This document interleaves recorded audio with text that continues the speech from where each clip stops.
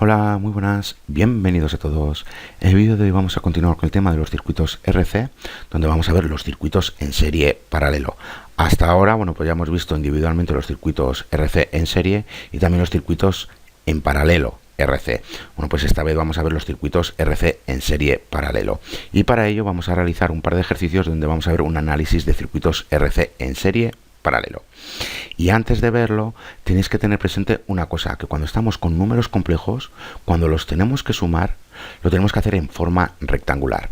Ahora bien, cuando los tenemos que multiplicar o dividir, es mejor hacerlo en forma polar. También lo podemos hacer en forma rectangular, pero ya vimos que era mucho más complicado que hacerlo en forma polar. Bueno, pues recordar que cuando se trata de números complejos, cuando tenemos que sumarlos, siempre lo tenemos que hacer en forma rectangular. Y cuando tenemos que multiplicar o dividir, lo tenemos que hacer en forma polar. ¿Por qué digo todo esto? Bueno, pues fijaros en este primer ejercicio. Tenemos que determinar lo siguiente para el siguiente circuito, es decir, la impedancia total, la corriente total y el ángulo de fase en el cual la corriente total adelanta al voltaje. Bueno, pues vamos por partes. En esta parte ya vemos que tenemos un circuito RC en serie. Y en esta otra parte ya vemos que tenemos un circuito RC en paralelo. ¿Qué es lo que tenemos que hacer para obtener la impedancia total? Obtener la impedancia en esta primera parte y obtener la impedancia en esta segunda parte. Una vez que las tenemos que sumar para obtener la impedancia total. Y con esto, bueno, pues ya tenemos el apartado A.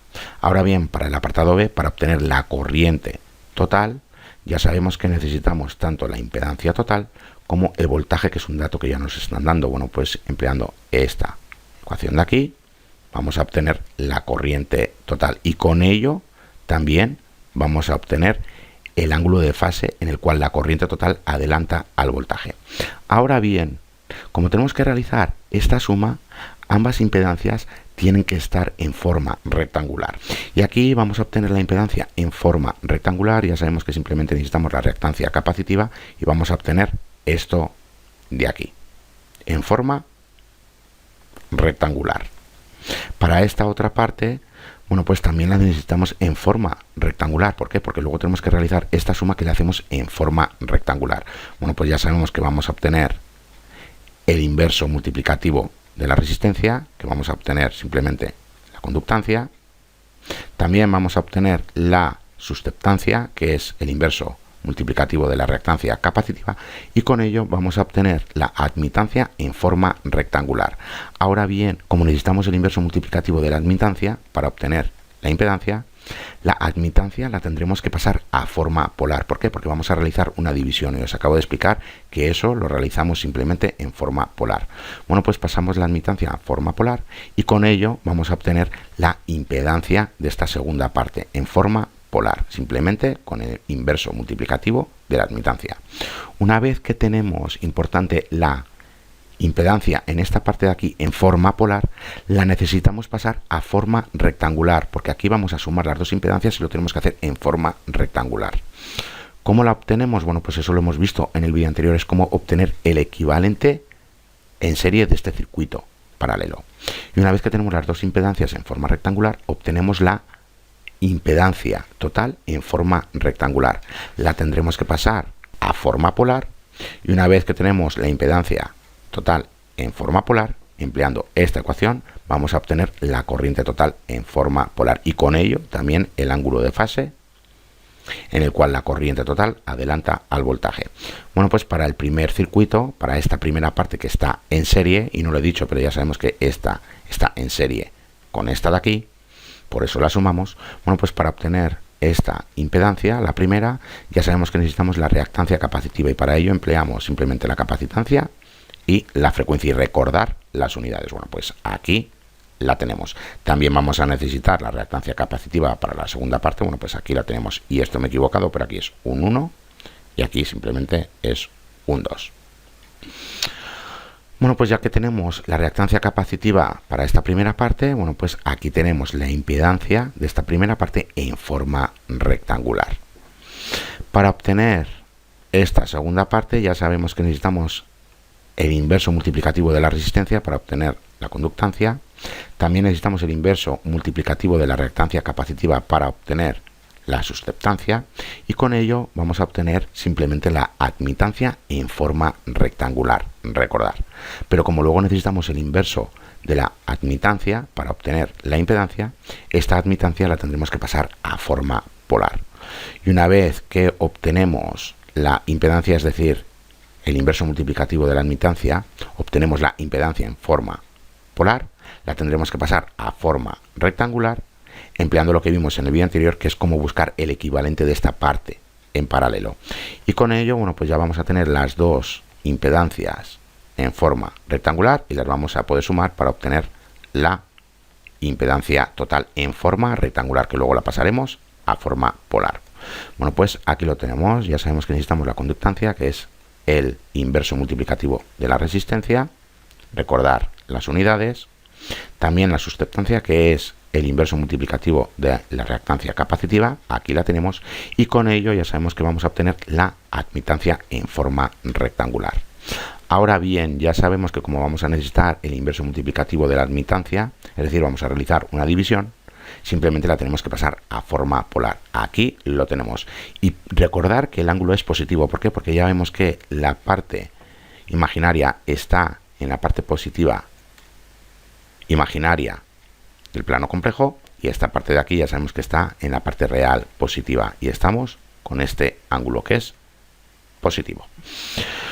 Bueno, pues como digo, obtenemos simplemente o pasamos la admitancia a forma polar. Aquí la tenemos, y una vez que la tenemos en forma polar, ya podemos obtener su inverso multiplicativo, es decir, 1 entre la magnitud, y luego tenemos 0 menos este ángulo. Bueno, pues aquí lo tenemos, aquí tenemos la segunda impedancia en forma polar.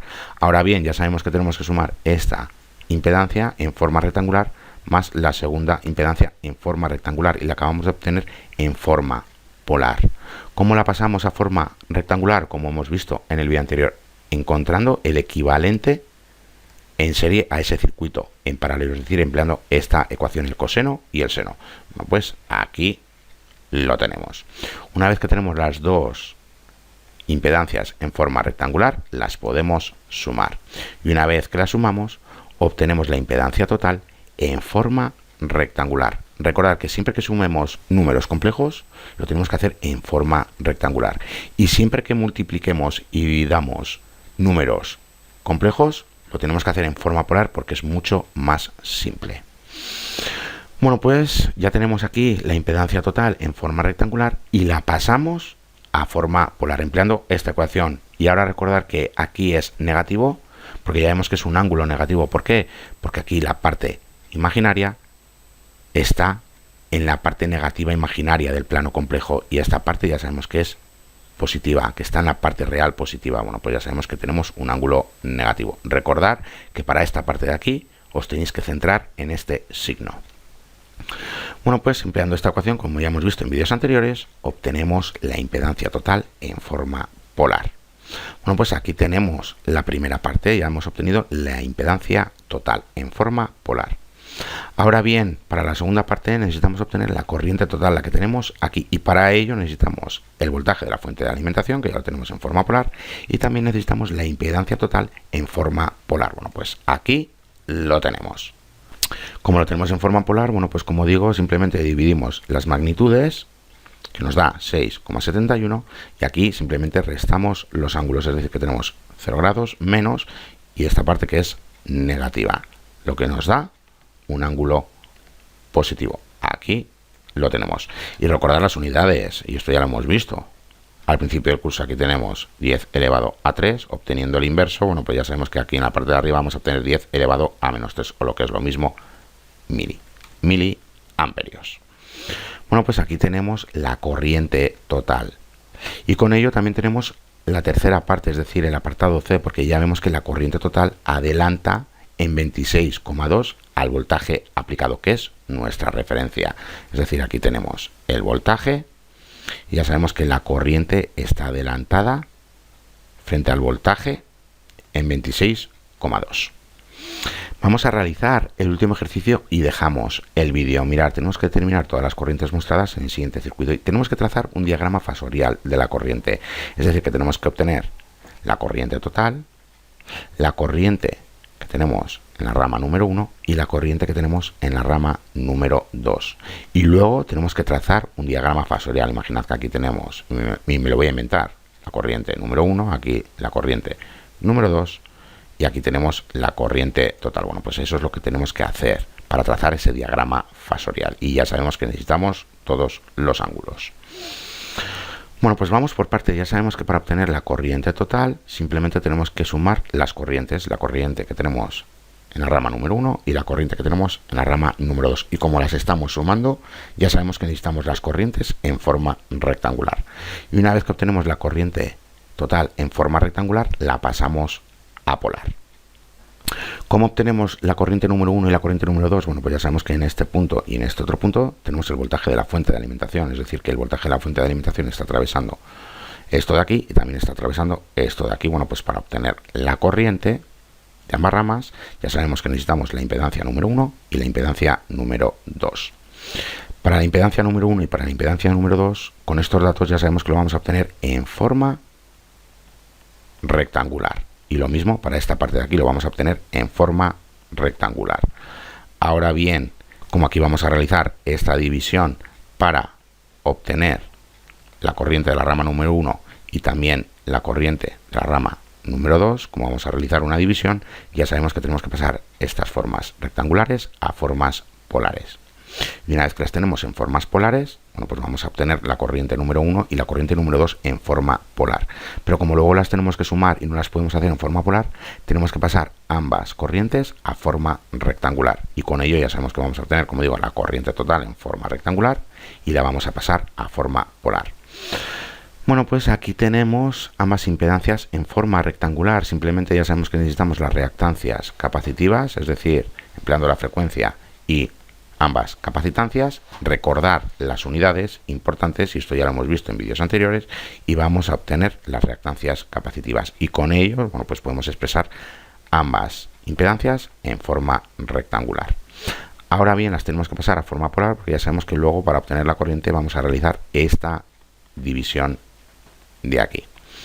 ¿Cómo las pasamos a forma polar? Como ya hemos visto en vídeos anteriores, y es negativo el ángulo, porque ya vemos que esta parte compleja está en la parte negativa de la parte imaginaria del plano complejo, y la otra parte ya sabemos que es positiva, es decir, que está en la parte real positiva, y ya sabemos que vamos a obtener un ángulo negativo, de ahí que aquí tengamos negativo.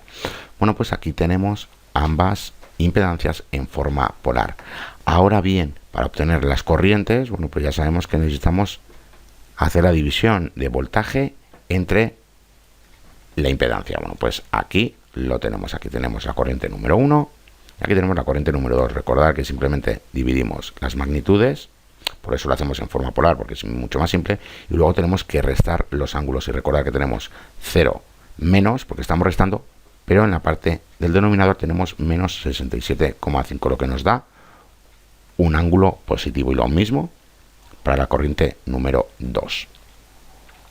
Una vez que tenemos ambas corrientes, como las tenemos que sumar y no lo podemos hacer en forma polar, las tenemos que pasar a forma rectangular. Bueno, pues aquí lo tenemos. Esto es como hicimos con la impedancia, de pasarla a forma polar, a forma rectangular, y aquí me he equivocado, pero aquí es positivo.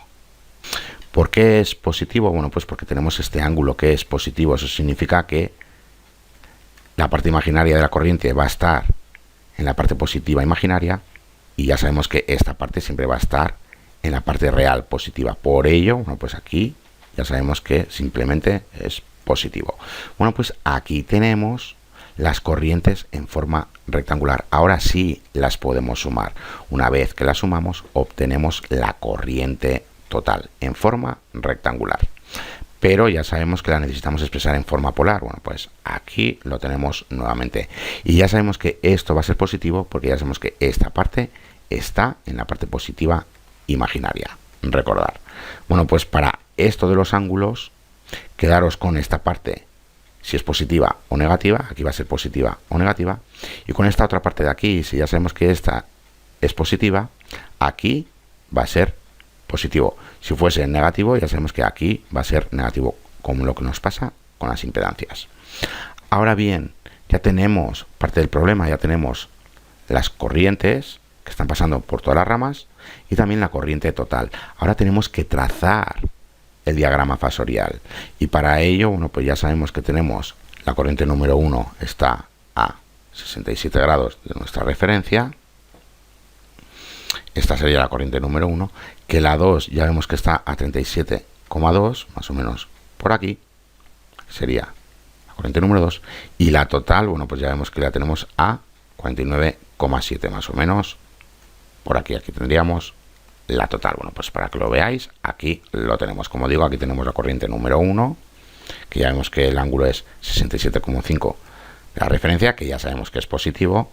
Aquí tenemos la corriente número 2, su magnitud, que es mayor que la corriente número 1. Aquí tenemos su ángulo y aquí tenemos la corriente total, que es mayor en magnitud que ambas corrientes, y aquí tenemos su ángulo, que ya sabemos que también es positivo. Bueno, pues recordar que siempre que vayáis a sumar o restar números complejos lo tenéis que hacer en forma rectangular, porque ya veis que aquí simplemente lo que vamos a hacer es sumar esta parte o restar esta parte, y lo mismo con esta parte compleja. Y cada vez que vayáis a multiplicar o dividir números complejos lo tenemos que hacer en forma polar. Por eso, bueno, pues hemos obtenido primero en forma rectangular y luego lo hemos tenido que pasar a forma polar, porque en función de lo que tengamos que hacer vamos a necesitar o forma rectangular o forma polar. Bueno, pues hasta aquí este vídeo. Ya en el siguiente vídeo vamos a ver la potencia en circuitos RC. Hasta la siguiente.